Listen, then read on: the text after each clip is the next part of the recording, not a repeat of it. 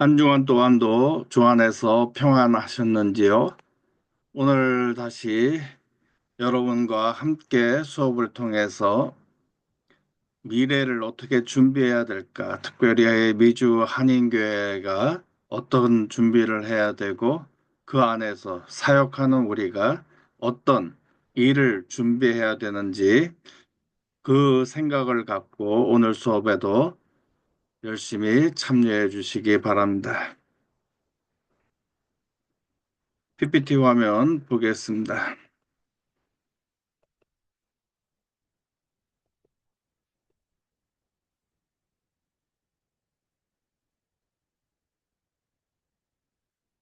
슬라이드.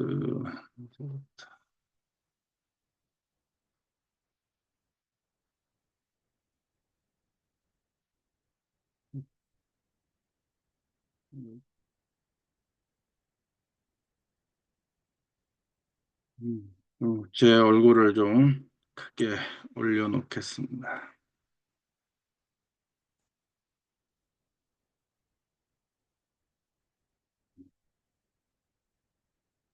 특별히 오늘 좀 관심 있게 살펴볼 주제는 미국 내 한인 인구 현황입니다. 인구 현황이 어떤지, 늘고 있는지, 줄고 있는지, 증가하고 있는지, 감소하고 있는지에 의존해서 그거에 대비해서 우리가 미주 한인교회는 성장하고 있는가, 감소하고 있는가를 확인할 수 있고, 특별히 자신이 살고 있는 지역에 대한 연구를 하다 보면 미국 내 한인이 감소하기 때문에 그곳에 미주 한인교회들 역시 감소하고 있구나를 우리가 볼 수 있습니다. 좀 구체적인 상황을 제가 경험한 것을 이야기하면서 함께 생각을 해보는 시간을 갖겠습니다. 미국 내 한인 인구 현황, 여러분이 인구 센서스를 한번 찾아보시면 아주 구체적인 현황이 잘 나옵니다. 왜 우리가 인구 현황에 대해서 살펴봐야 되는가 하면 오늘 수업 11주차 수업의 주제가 미래 미주 한인 교회의 도전과 과제들입니다. 교회를 재건축하는데 어떻게 해야 되는가? 그러기 위해서는 우리가 인구 변화에 대해서 살펴보아야 됩니다. 2022년 기준으로 미국 내 한인 인구는 205만 명에 달한다라고 통계가 나옵니다.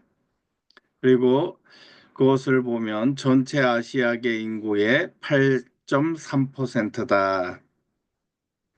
21년 196만 2184명에서 4.6%가 증가했다라고 이야기하는데 제가 처음 미국에 유학 왔을 때가 1998년인데 그때 미주 한인들 이야기가 200만 명이 넘었다라고 이야기를 했습니다.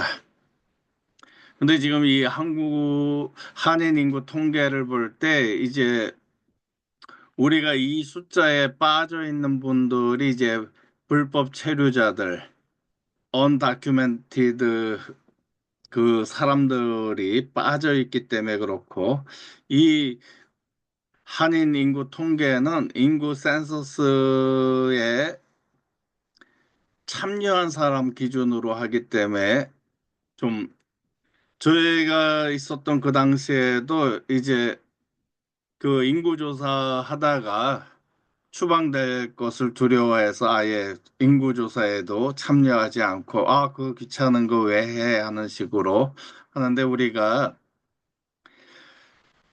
정상적인 체류 신분을 우리가 갖고 있다면 인구 센서스 하는 거에는 철저하게 우리가 투표하는 그 권리, 정치 역량을 기르기 위해서는 우리가 살고 있는 지역이 어디다라는 것을 강조할 필요가 좀 있습니다.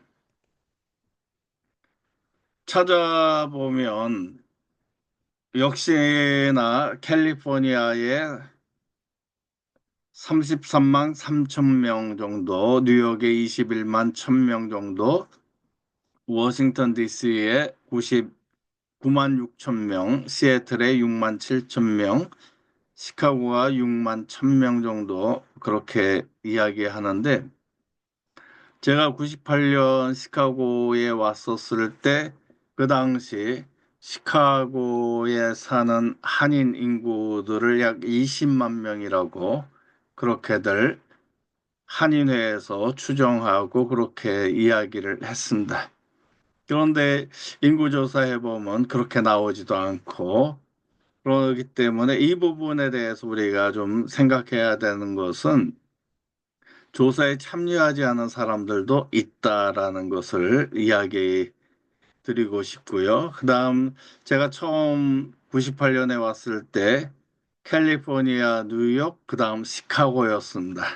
시카고가 세 번째로 한인이 많다라고 이야기했는데 지금 다섯 번째로 그렇게 밀렸던 것을 우리가 보게 되는데 지금 이런 조사들은 인구조사에 기초해서 나온 자료들이기 때문에 그 부분, 그것만 다 믿지 마시고 그 뒤에 있는 그러한 상황들 여러분이 보시면서 자신이 살고 있는 주 또는 도시의 한인들의 인구에 대해서 한번 통계를 찾아보시면 도움이 됩니다.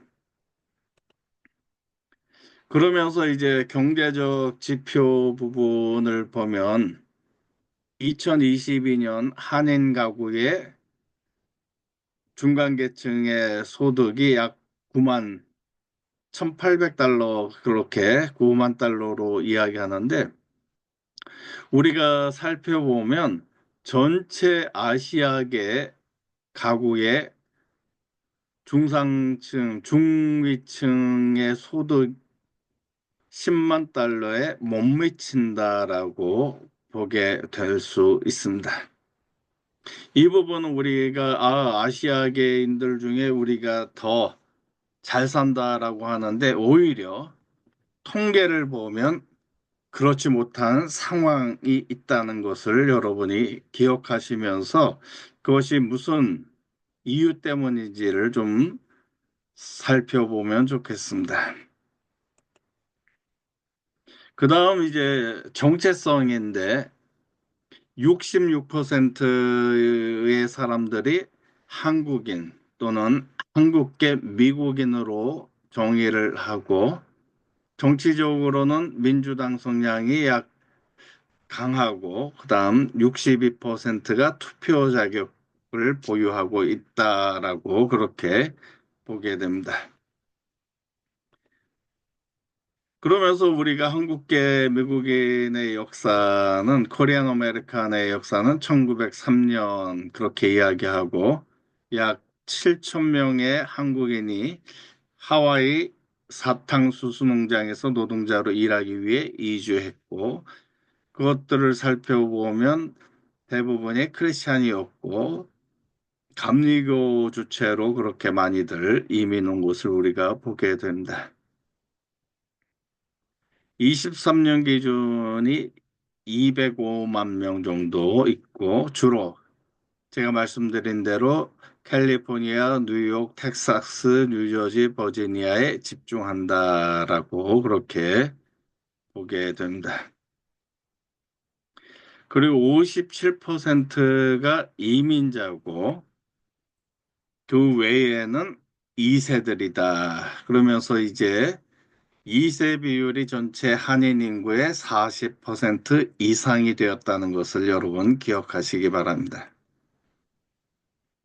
그러면서 25세 이상의 아시아계 미국인 중 56.1%가 학사학위 이상을 보유하고 있다는 사실을 좀 보시고 또 우리가 좀 오해되는 게 아까 제가 말씀드린 것이 한국계 미국인 중위층 소득이 약 9만 1,800달러 기억하시면 좋겠습니다.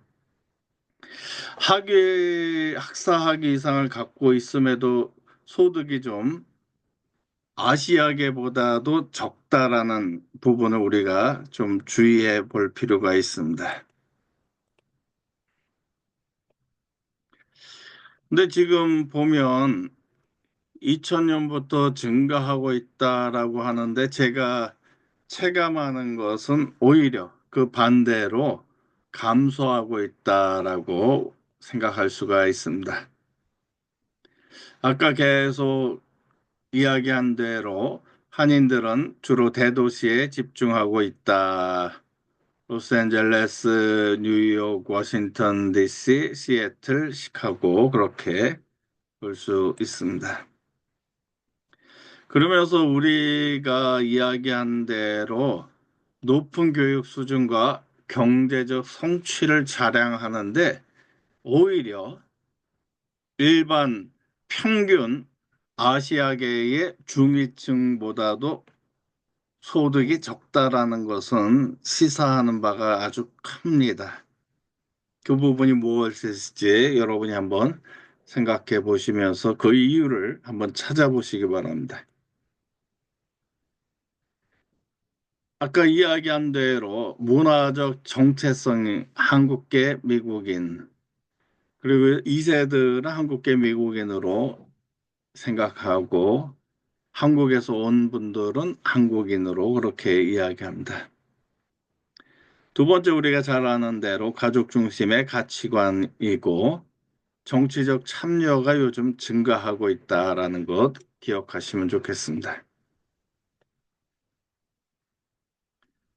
좀 그중에 좀 통계를 자세히 보면 한국에서 태어난 한인 비율이 57.1%에서 51.4%로 감소한다라는 것은 우리가 좀 깊게 살펴보면 한국에서 미국으로 이민 오는 분들이 줄어들고 있다라고 그렇게 볼 수가 있습니다.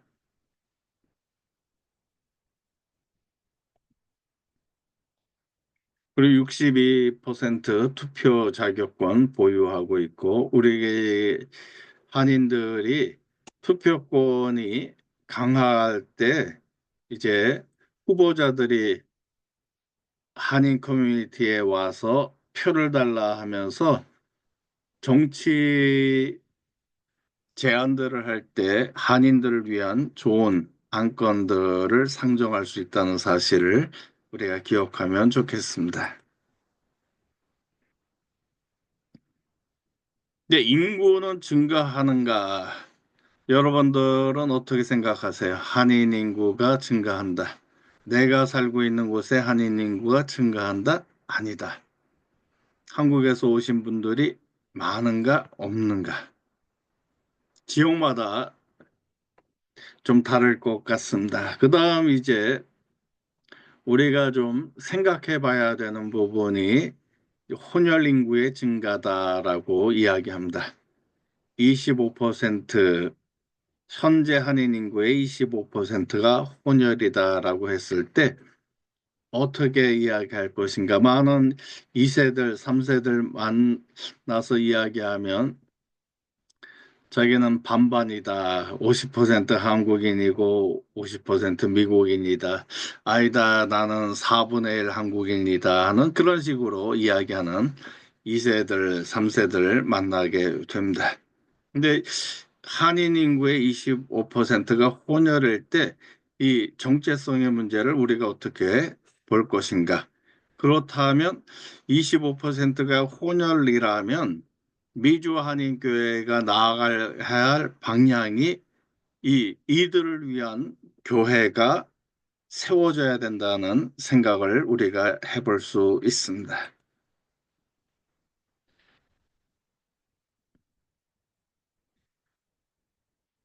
한인 가구 중위층 소득이 증가하지만 우리가 주의해야 될 부분은 빈곤율이 여전히 10.2%다라고 이야기하고, 그 다음은 무보험자 비율이 의료보험이 없는 사람들이 6.7%나 된다라는 사실을 좀 살펴보면서 이들을 어떻게 도울 것인가. 시카고에 처음 유학 왔을 때 시카고 의사들 협회에서 보험이 없는 자들을 위해서 그곳에 서로 돕기 센터 가면 그곳에서 어떤 때는 급한 수술들 해주고 또 다른 의사들을 소개해 줘 갖고 아주 저렴한 비용에 치료를 받았던 기억이 있습니다. 이런 부분들을 우리가 생각해 봐야 됩니다. 빈곤율이 여전히 10% 10분의 1이 지금 빈곤율인데 그들을 어떻게 우리가 도울 수 있는가 생각해 봐야 됩니다. 정치 참여 부분도 보지만 이제 문화적 정체성, 혼혈 인구 증가, 또 한국 출생 비율로 우리가 한국인의 정체성을 강요하는 것, 특별히 이제 한인교회들이 한인 정체성을 강조하는데 그런 부분이 점점 약해지는 이세 교회들을 보게 됩니다. 저희 교회에 이세 교회가 자기네 교회 애니버서리를 축하하기 위해서 토요일 날 하루를 교회를 빌려서 사용했으면 좋겠다 해서 제가 흔쾌히 허락을 했습니다. 근데 토요일 당일 제가 가서 보면서 무엇을 도와줄까 하는데 한 50%가 한국인이고 50%는 타인종이었습니다. 그러기 때문에 그 한인이 갖고 있는 그런 정체성을 저는 처음 좀 접한 부분인데, 한국인의 문화만을 강요하는 것은 이 교회는 참 어렵겠다는 그런 생각을 하면서 그들이 하는 행사에 관찰하고 또 분석하고 그랬던 기억이 있습니다. 문화적 정체성을 어떻게 잡아갈 것인가? 그러면서 제가 계속 관심 있는 부분은 제가 살고 있는 시카고 지역이기 때문에 그 상황들을 좀 여러분과 함께 나누면 좋겠습니다. 제가 보는 부분은 이제 미국 내 다섯 번째로 큰 한인 커뮤니티이기 때문에 좀 그거에 대해서 보는데 이제 딱 보면 경제적 기회가 부족하다, 이민 정책이 변화되었다, 사회적 요인이어서 인구가 감소하고 있다. 그다음 알바니 파크, 링컨 파크, 엣지워러의 현황을 보면 이제 인구 분포도가 점점 교외 지역으로 시카고 도시에서 서버브 지역으로 확산되는 현상이 있고 그 다음에 이제 시카고는 이런데 조지아주 애틀란타 이런 데는 어떤 한인 커뮤니티가 형성되는가를 한번 여러분도 비교하면서 살펴보시면 좋겠습니다. 이 부분은 대부분의 이야기들의 경제적 기회가 부족하다. 그 다음 높은 세금. 시카고는 10% 세금이죠. 그러다 보니까 세금 없는 뭐 시애틀 뭐 이런 데 가서 제가 놀란 적이 있습니다. 이렇게 안 내고도 살 수 있구나 하는 그런 부분인데 저희는 10% 세금이 부과됩니다. 그다음 치안 문제, 또 이민 정책의 변화 등 이런 걸 한번 좀 보시고 그다음은 이제 커뮤니티 결속이 약화되고 있다. 그다음 예전에 코리아타운이라고 서울 스트릿이라고 했던 데 가보면 이제는 한인들이 거의 없는 오히려 한글 간판 밑에 들어가 보면 다른 민족이 살고 있고 가게를 운영하는 것을 보게 됩니다. 그러면서 이 부분을 우리가 어떻게 해야 되는가를 생각해 보면 경제적 활성화를 어떻게 활성화할 것인가. 이 부분은 정치가들하고도 연결돼야 되고 커뮤니티 지도자들하고도 연결돼야 되고 그다음에 이민 정책 개선 지금 트럼프 행정부가 계속 이민 정책에 대해서 특별히 불법 체류자들을 IC가 다 지금 추방하고 디포트 시키겠다 그렇게 강조하고 있는 상황에서 어떻게 해야 될 것인가? 그럼 커뮤니티 통합을 위해서 어떤 노력을 할 것인가? 그래서 특별히 시카고 지역 같은 데서 했던 행사들은 흑인들을 위해서 흑인 지역에서 자영업을 하시는 분들이 이제 추수감사절, 크리스마스, 절기마다 큰 장학금을 주고 뭐 그쪽 커뮤니티와 연계해서 하는 작업들을 계속 해와서 한인들의 이미지를 변화시키는 노력들을 많이 했던 것을 우리가 보게 된다. 그러면서 이러한 부분이 시카고 지역만의 문제인가 아니면 로스앤젤레스, 뉴욕, 워싱턴 DC, 시애틀하고 연결시켜 보면 어떤가? 비교하면서 이쪽은 성장하는데 왜 이쪽은 감소하는가? 다른 지역과 비교하는 것이 가장 필요하고 그것을 통해서 우리가 무엇을 채워갈 수 있는가를 좀 살펴보면 좋겠습니다. 계속 시카고에 대해서 이야기하는 게 경제적 기회 부족도 있고 사회적 차별, 정체성 위기 등 뭐 여러 가지 있는데 제가 또 한 가지 말씀드리는 것은 저희 교회에서 교인분들이 이제 나이가 들고 이제 고령화랑 연결이 되는데 고령화되다 보니까 이제 자녀들이 부모님을 자신이 살고 있는 주로 그렇게 모셔가는 일들이 빈번해졌습니다. 그래서 저희 교회에서만도 많은 분들이 자식들 때문에 자식들이 있는 타주로 어쩔 수 없이 집을 팔고 이사하는 경우들이 있고 가끔 그 타주로 가신 분들이 전화 와서 목사님 너무 외로워요. 친구 하나도 없어요 하면서 그렇게 신세 한탄을 했던 것을 기억이 납니다. 그렇기 때문에 이제 나이가 고령화되면서 자식들이 부모를 모시는 것, 또 시카고가 겨울이 춥다 보니까 따뜻한 곳에서 겨울을 보내기 위해서 그렇게 플로리다 쪽으로 이사를 가신 분들도 많습니다. 그런 상황들을 한번 좀 보시면 좋겠습니다. 그럼 이런 것들 여러분이 이제 할 때 인터뷰 조사가 되고 설문조사도 되고 사례 연구 등의 질적 연구를 할 것이냐 또 지역 센서스 인구조사 및 연구 보고서를 활용해서 그런 통계 자료를 활용할 것인가 여러 가지 방법들이 있습니다.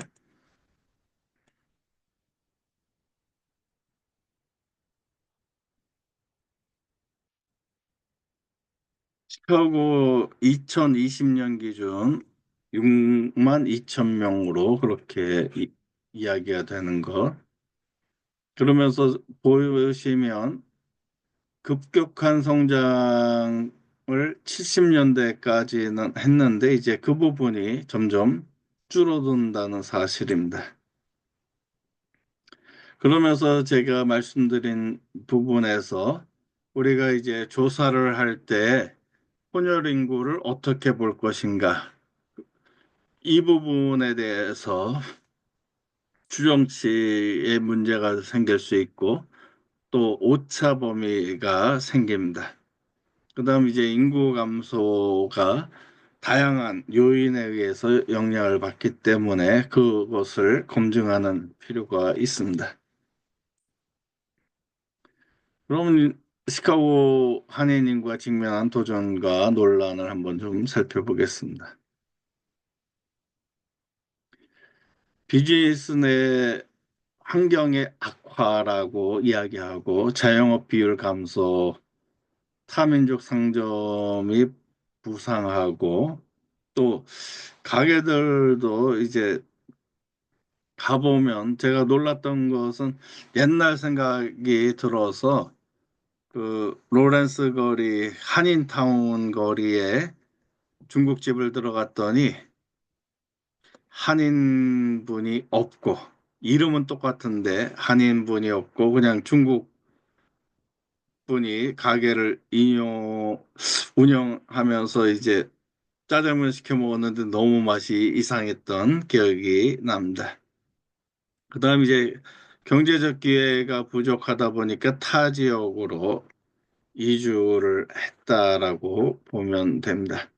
제가 98년 정도만 해도 엄청난 젊은이들이 교회 안에 있었고, 특별히 2세들이 아이들을 많이 낳다 보니까 그 당시에 교회 가는 기억이 100일, 100일 잔치가 거의 매주 있었던 기억이 납니다. 그만큼 한인 성도도 많았고 아이들도 출산을 많이 해서 매주 백일 잔치 다니고 돌잔치 다니고 뭐 이랬던 기억이 나고 툭하면 한인 유학생들도 많고 그랬던 기억이 납니다. 근데 이제 이민 정책이 90년대 이후로 변화되고 지역 내 차별 사례가 있고 영향이 있고 그다음에 이제 젊은 세대와 1세대 간의 문화적 충돌이 있다 보니까 이제 교회 안에서뿐만 아니라 이제 혼혈 세대들을 우리가 어떻게 접근하고 그들을 다룰 것인가. 또 한 기억은 미국인 가정에 입양되었던 한인 분이 저희 교회를 찾아와서 그분에게 복음 전하면서 열심히 제가 도와줬는데 이제 그 상황을 몰랐던 분이 너는 한국 사람인데 왜 한국말을 모르냐?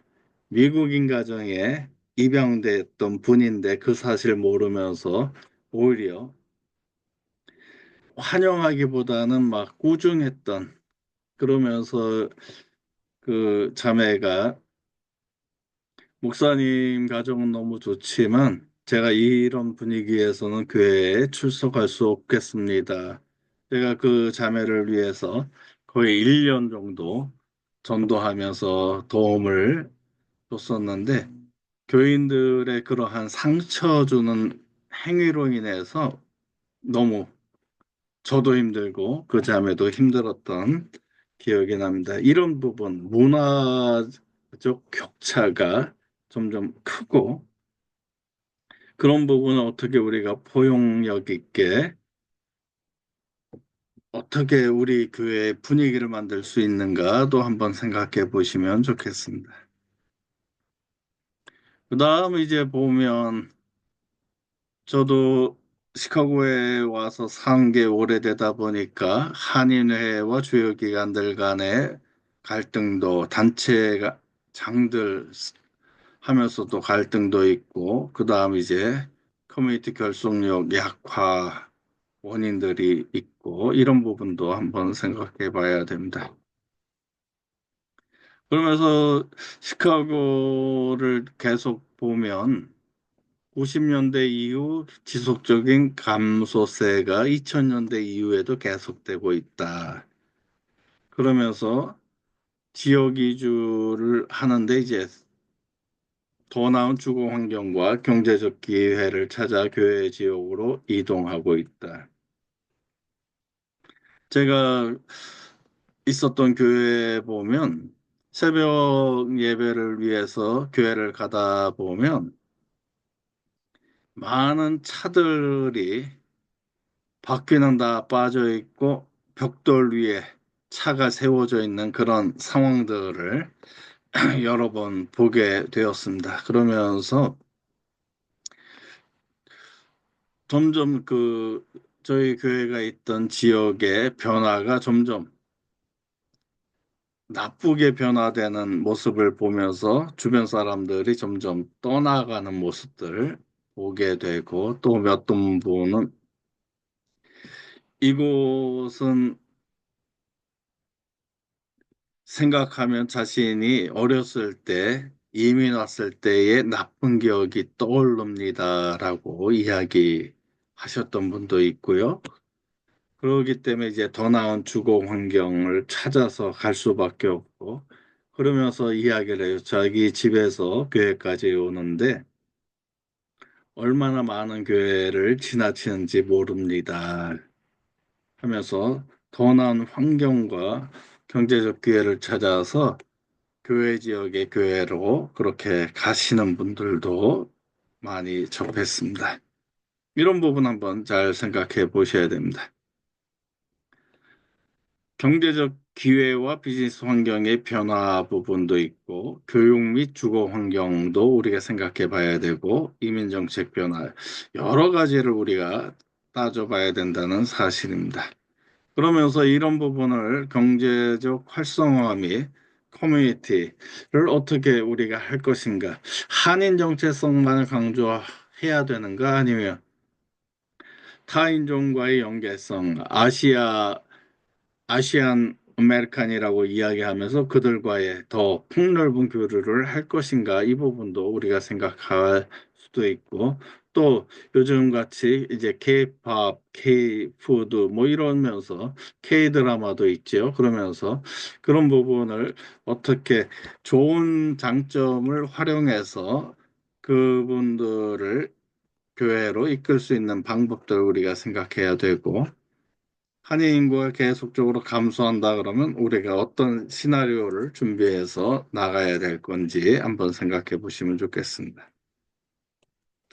그럼 시카고 외 지역의 한인 인구 변화를 잠깐 살펴보면, 조지아주에 살고 계신 분들이 이 분석이 맞는지 좀 확인해 주시면 좋겠습니다. 경제적 기회와 대규모 투자 기업 유치되어서 성경의 배터리 공장과 현대자동차, 메타 플랜트 이 부분 있어서 오히려 그쪽에 되었고, 그것은 결국 이제 신구 고용 환경의 확장으로 다양한 산업 분야에서 일자리를 창출했다. 그다음 우수한 학교와 저렴한 주거 비용이 제공됐다. 그래서 저희 시카고 지역에서 참 많은 분들이 애틀란타로 이주했던 그런, 어디로 가시냐 그러면 대부분이 애틀랜타로 가신다고 했던 그 기억이 많습니다. 이 말이 맞는 건지 한번 애틀랜타에 계신 분들 확인해 주시기 바랍니다. 그 다음 이제 이런 부분에서 또 우리가 볼 수 있는 부분이, 텍사스와 워싱턴 DC의 워싱턴주의 급격한 증가가 저렴한 생활비와 풍부한 경제적 기회다. 그다음 교회 지역의 확대와 안정된 주거 환경. 그다음 뉴욕 지역 같은 경우는 감소가 되고 있는데, 그 이유를 찾아보면 높은 생활비, 주택 비용, 경제적 기회 부족. 팬데믹 이후로 뉴욕의 부동산 가격을 한번 유튜브 영상으로 본 적이 있는데 너무 비싸더라고요. 시카고랑 비교해서. 그러면서 이제 가끔 많은 분들이 이제 나는 10만 불 연봉을 받는 직장으로 간다라고 했을 때, 제가 이제 권면하는 것은 그 지역 생활비가 어떤지를 따져보아라. 그렇지 않으면 오히려 시카고에 사는 그것보다 못한 환경이 될 수 있다. 제가 이야기를 그렇게 드리는데, 지금 3,000불 렌트비가 뭐 거의 5,000불 냈다 하는 이야기들도 뉴욕 거주민들 사이에서 많이 듣는데, 그런 부분이 한번 우리가 고려해 봐야 될 것 같습니다. 높은 생활비가 있다. 주택비가 점점 오르고 있다. 지금 신규 주택이 세워지기보다는 점차적으로 이제 뭐 관세, 트럼프 행정부의 관세 정책으로 이제 모든 인플레이션도 생각할 정도의 그런 상황이 됐는데, 그러면 이제 점점 어떻게 한인들이 나아갈 것인가도 한번 생각해 보시면 좋겠습니다. 한인 인구는 기본적인 부분에서 1990년대 이후 비자 발급수가 제한됐기 때문에 신규 유입하는 한인들이 감소했다라고 우리가 볼 수 있습니다. 그다음에 이제 정책 변화 다른 환경이고요.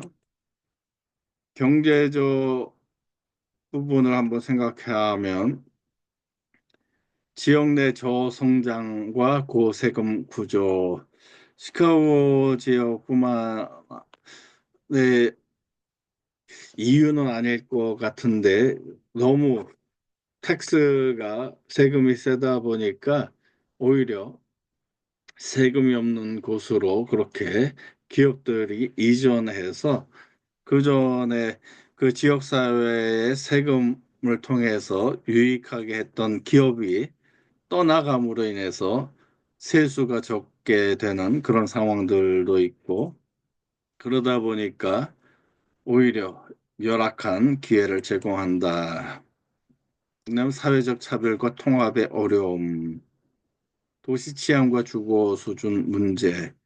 예전하고 비교했을 때 제가 운전하다 보면 너무 많이 거칠어졌어요. 교외 지역에서 그렇게 과속하는 차량도 없고 막 지그재그로 운전하는 차량들이 거의 없었는데 요즘 비교해 보면 참 많이 거칠어졌다라는 부분도 많고, 그리고 제가 뉴저지의 한 시골 마을 친구를 방문하고 했는데 이제 미국 친구가 그 시골에서 목회해서 그 친구의 사역을 좀 보려고 제가 방문한 적이 있는데, 그 친구가 자기 집에서 사택에서 교회까지 걸어가면서 이제 동네를 소개해 주겠다 해서 그렇게 가고 있는데, 한 차가 지나가면서 큰 소리를 치고 가고 있고, 그런데 왜 그러나 했더니 이제 그 친구가 오히려 저희 가족한테 사과하면서 지금 지나간 차가 저희 아시안이라고 욕하고 갔다라고 이야기하는, 그 동네는 뭐 거의 100% 백인 위주의 그런 사회였는데 그러한 일들이 점점 많아졌다라는 부분이고, 그다음 도시 치안과 주거 수준 문제. 그 친구가 아이스크림 먹을래 해서 단순하게 생각했습니다. 아이스크림 가게가 동네에 있는 줄 알았더니 차로 15분에서 20분을 차 운전해 갖고 시골 가게 가서 아이스크림 사서, 그것도 조금 앉아 있으니까 7시가 됐다고 자기 가게 문 닫아야 된다고 저희 보러 나가라 그래서 그랬던 기억이 있는데, 이제 이런 부분이 어떻게 점점 발전하고 있는데 차별과 통합의 어려움이 좀 있습니다. 저는 유학생 때 차로 여행하는 걸 좋아서 미시간 호수 주변에 그런 여행도 많이 하고 차로 뭐 동부도 다녀오고 뭐 이런 일들 많이 하는데, 가끔 이제 방문한 이제 맥도날드에서 보면 이제 동양인은 저희 가족만 있고 어떻게 먹나 다 쳐다보는 나이 드신 분들, 그런 것들을 한번 본 적 생각이 나는데, 이런 부분을 어떻게 통합시킬 것인가도 생각해 볼 필요가 있습니다. 그러면서 우리가 좀 보는 부분은 시카고 지역은 한인 인구가 감소하고 있는데 다른 지역은 어떻게 증가하고 있는가? 또 그러면 감소하는 도시들의 공통점은 있는가? 또 비교하면서 우리가 장단점을 좀 찾아보면 좋겠습니다.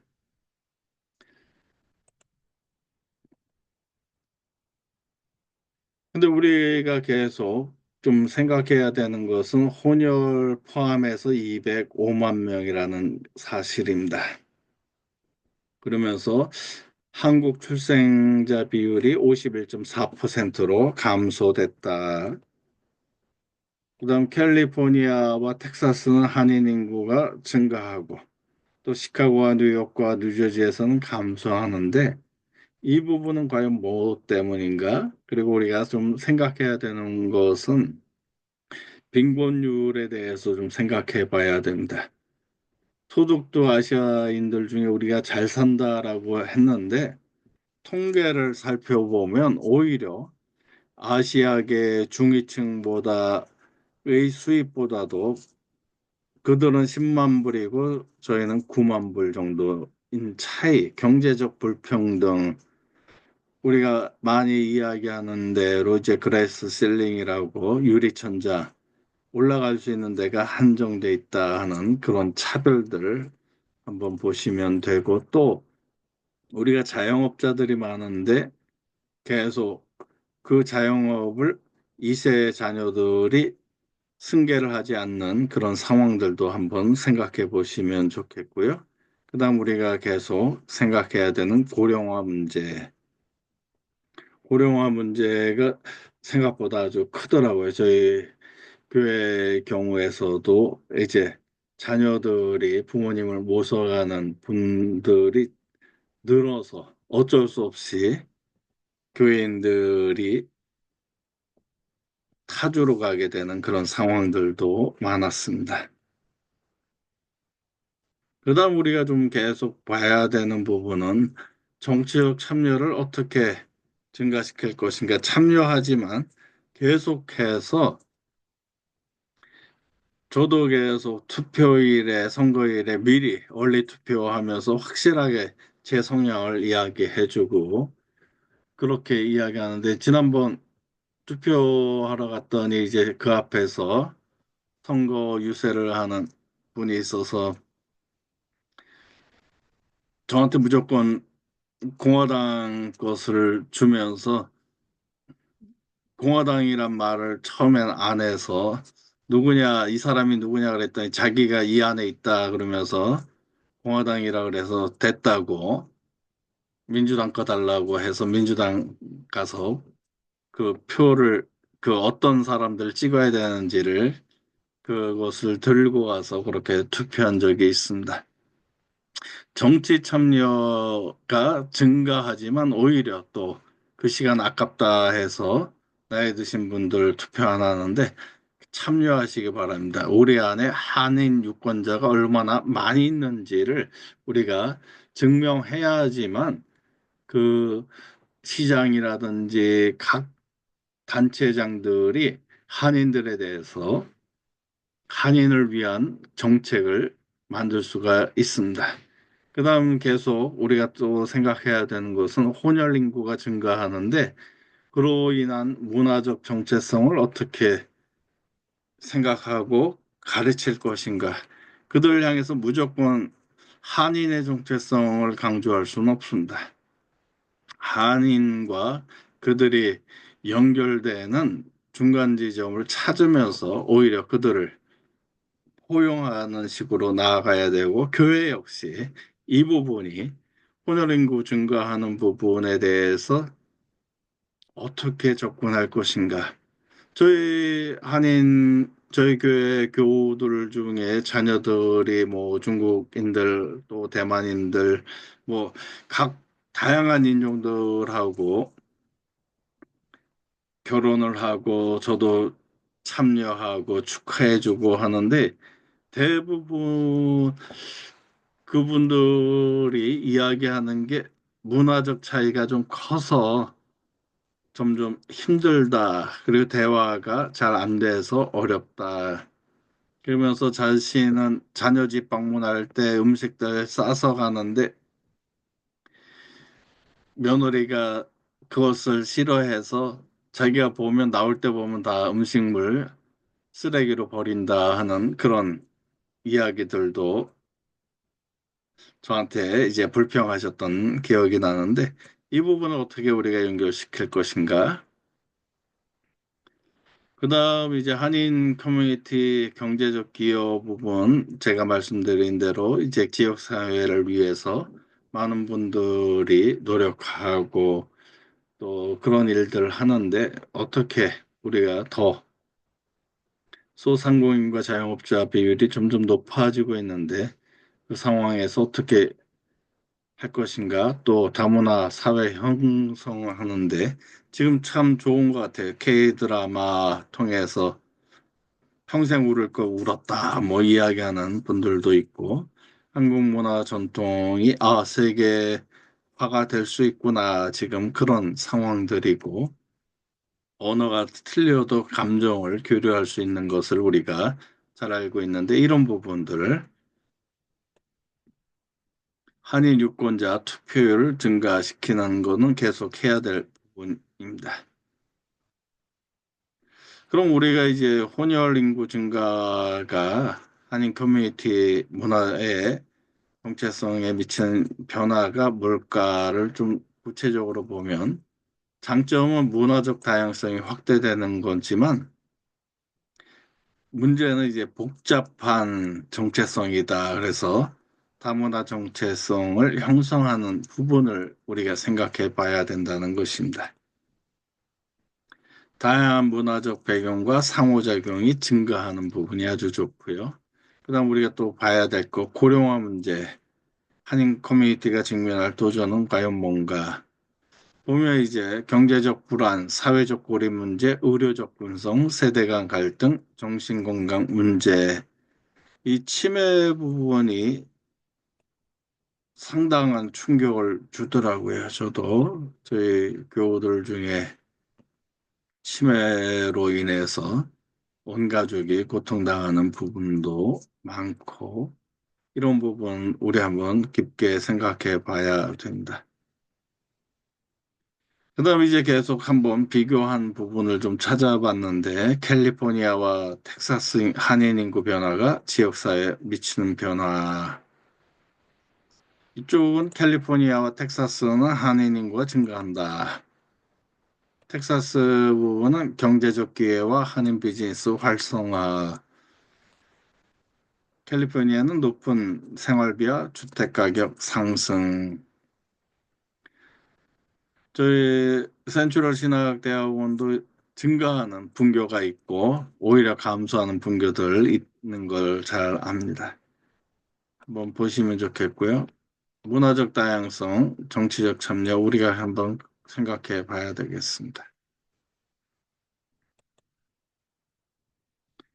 네, 오늘 강의 어떠셨는지 궁금합니다.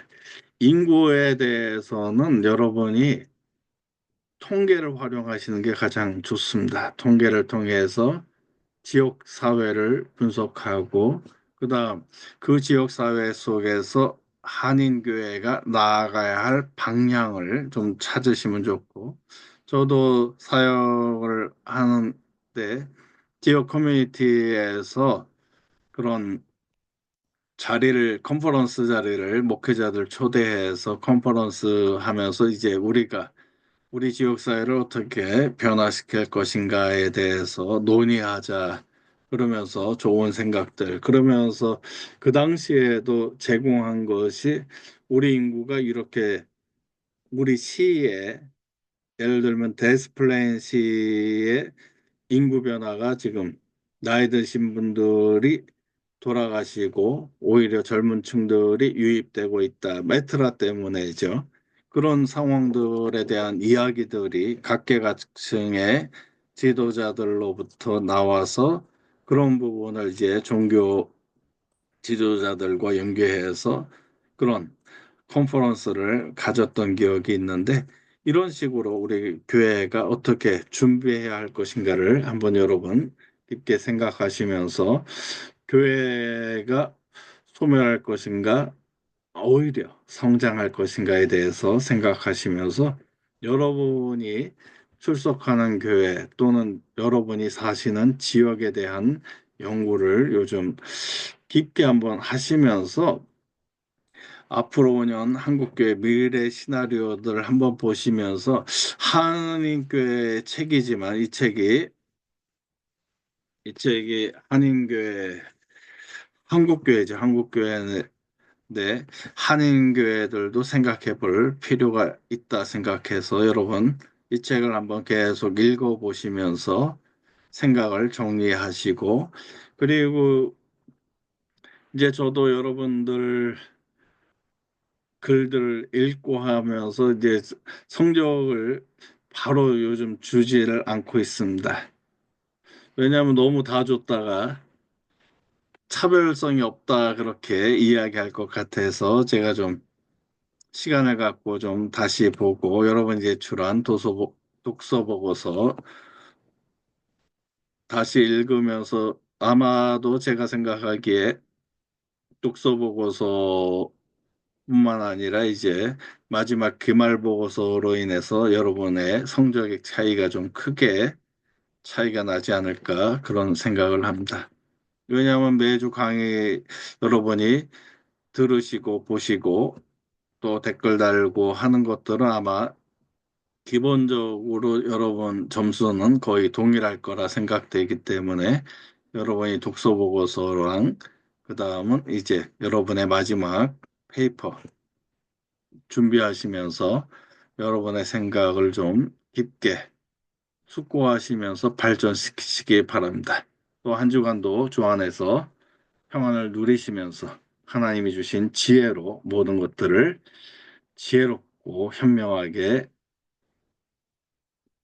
보내시기를 이루시기를 바라겠습니다. 네, 수고하셨습니다.